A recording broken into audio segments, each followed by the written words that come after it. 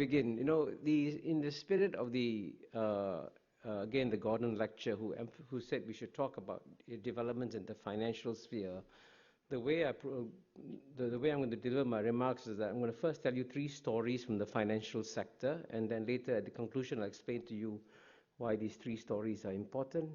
And in terms of explaining and trying to answer the question, I'll first try to answer the question, of course, what are China's goals and aspirations as it tries to emerge and rise? Secondly, how has the relationship between the United States and China played a role in influencing the rise of China? And finally, try to make the point, and which is, I guess, the critical point I'm going to make at the very end, that how China behaves as number one will be very strongly influenced by how America behaves as number one. And that's why these 3 stories are important, and that's why I'll begin with them. The first story is about an event that happened at the height of the global financial crisis in 2008, 2009. And until that financial crisis came about, the Chinese were very happy that they had developed an interdependent relationship with the United States of America. So that while China relied on America to sell its exports and to buy its products, America in turn relied on China to buy U.S. Treasury bills and to make sure that the U.S. could continue to sell these Treasury bills overseas. So they both felt that, as Tom Friedman said in one of his columns, that they were joined at the hip in a mutually interdependent relationship. And indeed, I can tell you this, as a matter of fact, at the height of the crisis, when things looked really bad, the Bush administration actually sent an envoy to Beijing in 2008 and said, please continue buying U.S. Treasury bills, because that's what we need to preserve global financial stability. And the Chinese were happy to do so, and I suspect the Chinese even felt a bit smug. See, the Americans depend on us. But then, lo and behold, about a month later, in a move that completely shocked the Chinese, the US Fed announced the first round of QE measures in November 2008. And as you know, with the QE measures, essentially the US could print money to buy US Treasury bills. And lo and behold, the Chinese said, what's happened to this interdependence? The Americans can just turn on the printing press and take away this dependence on China. And indeed, one commentator at Axel Merck said, the US is no longer focusing on the quality of its treasuries. In the past, Washington sought to promote a strong dollar through sound fiscal management. Today, however, policymakers are simply printing greenbacks. And Merck said that by relying on the Federal Reserve's printing press, the US has effectively told other nations, it's our dollar, but it's your problem. So that's one story about the financial relationship between US and China. Then you mentioned a second story from the financial world, which I think not many people notice. Now, I think you must have heard that the United States has been prosecuting several foreign banks, including HSBC, RBS, UBS, Credit Suisse, and Standard Chartered. Now, for example, Standard Chartered Bank was fined $340 million for making payments to Iran. And most Americans reacted with equanimity to this fine paid by Standard Chartered Bank, and thought that the bank was just being fined for dealing with the evil Iranian regime. However, few Americans actually noticed that Standard Chartered Bank, which was domiciled in the UK, had broken no British laws and had not violated any UN Security Council sanctions, but because the payments made through the Standard Chartered system went through the New York clearing system, the US dollars entered the territory of US laws, and so Standard Chartered Bank was fined. And this is what is called, by the way, extraterritorial application of domestic laws. Again, remember this story when I come to the conclusion. And the third story is about the SWIFT system, SWIFT. I think many of you may know what it is. It's a system for clearing payments between countries. I think it's centered in Brussels. And when things got very rough between the United States and Russia recently, as you know, the United States said that it might consider denying access to Russia to the SWIFT system. And in a column by Farid Zakaria, one of our mutual friends, a graduate of Harvard, he described the Russian reaction to the possibility of being denied access to the SWIFT system. And interestingly enough, you know, most of us, when you look at Russia, we think Putin is the bad guy, Medvedev is a nice guy, good guy. But there was a good guy, Medvedev, who said, he said the Russian response to any denial of access to SWIFT will know no limits. So clearly, again, this was a global system for clearing payments, and the United States was trying to use it for either for bilateral relations in terms of punishing Russia. Now, these are the three stories I'm telling you at the beginning, and I'm going to conclude with these stories at the end. Now, first of all, let me now answer the three questions that I mentioned earlier. First, what are China's goals and aspirations as it emerges as number one? And here, the most obvious point that I need to make and emphasize at the outset is that even though China, as you know, is still run by the Chinese Communist Party, I can assure you one thing: the Chinese leaders, unlike Stalin or Lenin or Khrushchev, have no desire to prove the superiority of the communist system. In fact, as you know, Khrushchev famously said in November 1956, whether you like it or not, history is on our side, we will bury you.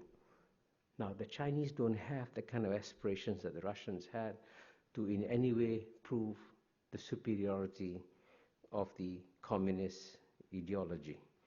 So if it's not communism that they're trying to promote, what is it they're trying to promote? And the simple answer is that they would just like to revive Chinese civilization. Indeed, if there's one thing that motivates the Chinese leaders, it is their memory of the many humiliations that China has suffered for over a century, as you know, from 1842, the Opium War, to roughly 1949, or we can even go beyond that. And the one thing that drives the Chinese is a simple credo which says, no more humiliation for China. That's the great motivation. And indeed, Xi Jinping, when he spoke to UNESCO in March 2014, this is what he said are the goals of the Chinese people. He said the Chinese people are striving to fulfill the Chinese dream of the great renewal of the Chinese nation. The Chinese dream is about the prosperity of the country, the rejuvenation of the nation, and the happiness of the people. It reflects both the ideal of the Chinese people today and our time-honored tradition to seek constant progress. The Chinese dream will be realized through balanced development and mutual reinforcement of material and cultural progress. Without the continuation and development of civilization or the promotion and prosperity of culture, the Chinese dream will not come true, unquote. And I think in those few sentences, he brilliantly captured what is the heart of the aspirations of the Chinese people, to move away from an era of having been humiliated for a long time to an era where they once again feel proud about Chinese civilization and what it can accomplish. And indeed, if the CCP, the Chinese Communist Party, could change its name to CCP, the Chinese Civilization Party, then I think it would be a more accurate description of the goals and aspirations of the CCP. But of course, while this may be the motivations, many in the West continue to believe that China's approach is flawed because it is not changing its political system. And you can read in, whatever, Wall Street Journal, New York Times, Economist, there's this constant belief that the best thing that can happen to China is to have a collapse of the Chinese Communist Party and have a democratic system. The one slightly provocative point I'm going to make here is be careful what you wish for. Because if the Chinese political system becomes more democratic, it could very well become far more nationalist and far more aggressive as a power. And the great paradox here is that the Chinese Communist Party is actually delivering a global public good by restraining Chinese nationalism. And if you didn't have a strong Chinese Communist Party in charge, you might actually get a more nationalist, a more assertive China. So I believe that it's actually in global interest to allow the Chinese Communist Party to evolve and change in its own way. And that way, I think we will have China that focuses on economic growth and focuses on strengthening its civilization.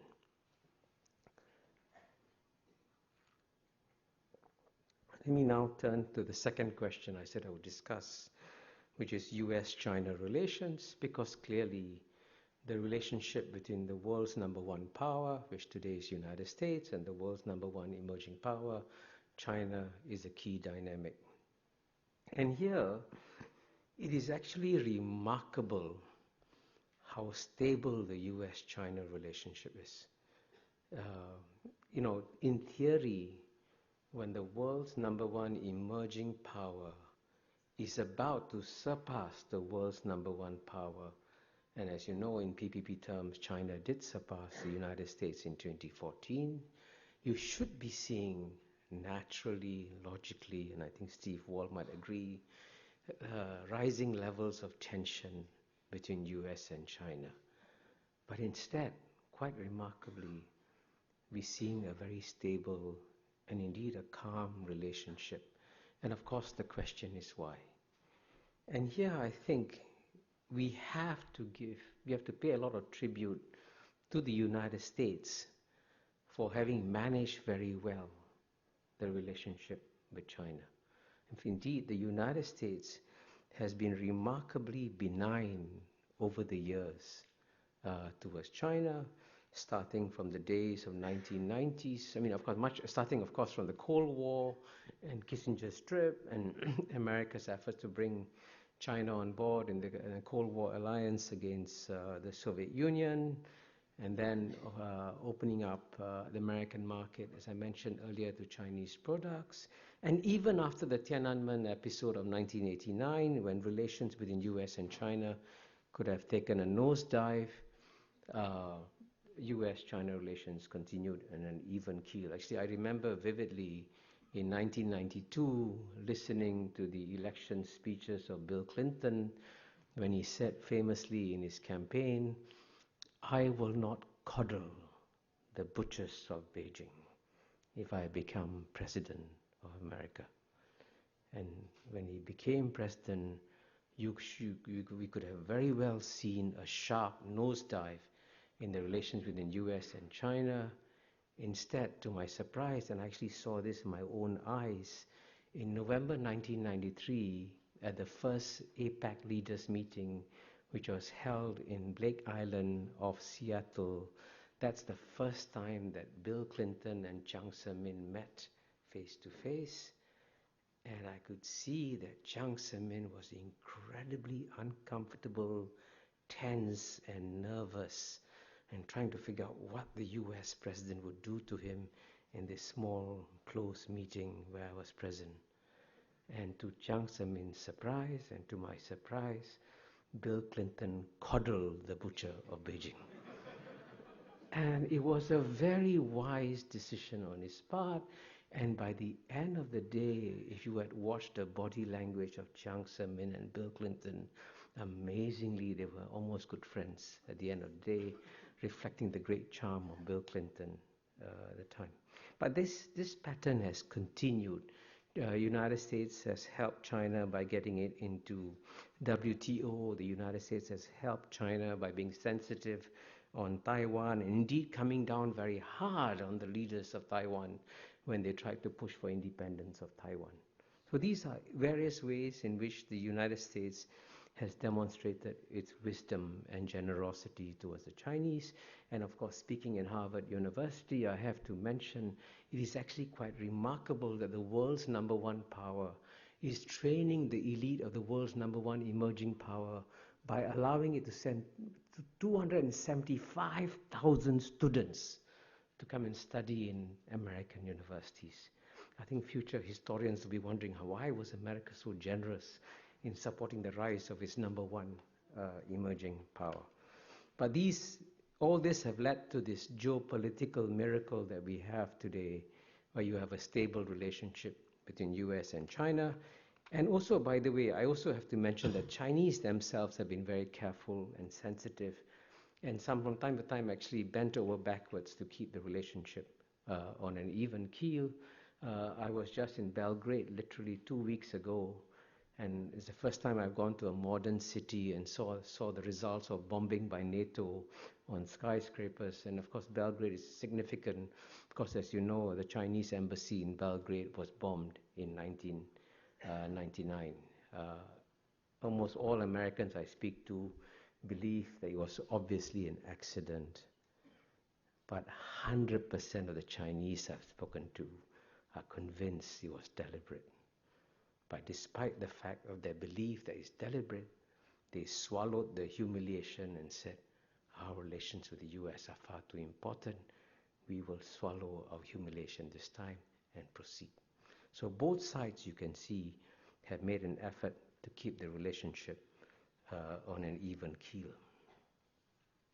So all this brings me to my third part. How American behavior and actions will have a significant influence on China's role as a #1 power. And here I must confess to you, in all honesty, that even though I'm normally quite provocative in things I say, I feel a certain trepidation here in saying some of the things that I'm going to say in this section. Because as you know, very famously, Bob Zoellick, many years ago, called on China to emerge as a responsible stakeholder of the global system. But when he made that call, I think he assumed that, of course, the United States is a responsible stakeholder of the global system. And the hard part here is to try and tell an American audience that's not how the United States is often perceived overseas. And that's why I told the 3 stories from the financial sector at the beginning of my lecture, because the rest of the world quite often sees the United States acting unilaterally, acting in its own interests and often at the expense of global interests. And David mentioned that I've been the ambassador to UN twice. I was there. I've served there for almost 10 years. And it's rather tragic to watch in the UN, as I did at first hand, to see that the institutions that were essentially created by the United States after World War II, with the guidance of FDR and Eleanor Roosevelt and all that, these were basically American-inspired institutions which have then been undermined by American policies. And I think in many ways the United States has been very unwise in undermining these global institutions, because every action that the United States makes in undermining these global institutions could then be replicated by China. And that's why in my latest book, The Great Convergence, I decided to begin the book by quoting from a very wise speech that Bill Clinton gave, am I allowed to mention Yale, in 2003. And this is what Bill Clinton said. If you believe that maintaining power and control and absolute freedom of movement and sovereignty is important to your country's future, there's nothing inconsistent in that. The US is the biggest and most powerful country in the world now. We've got the juice and we're going to use it. But then he added a but, Bill Clinton. He said, but if you believe we should be trying to create a world with rules and partnerships and habits of behavior that we would like to live in when we are no longer the military, political, economic superpower in the world, then you wouldn't do that. So Bill Clinton was being very wise in saying, you know, as long as America thinks it'll be number one, yes, we can go on undermining multilateral institutions.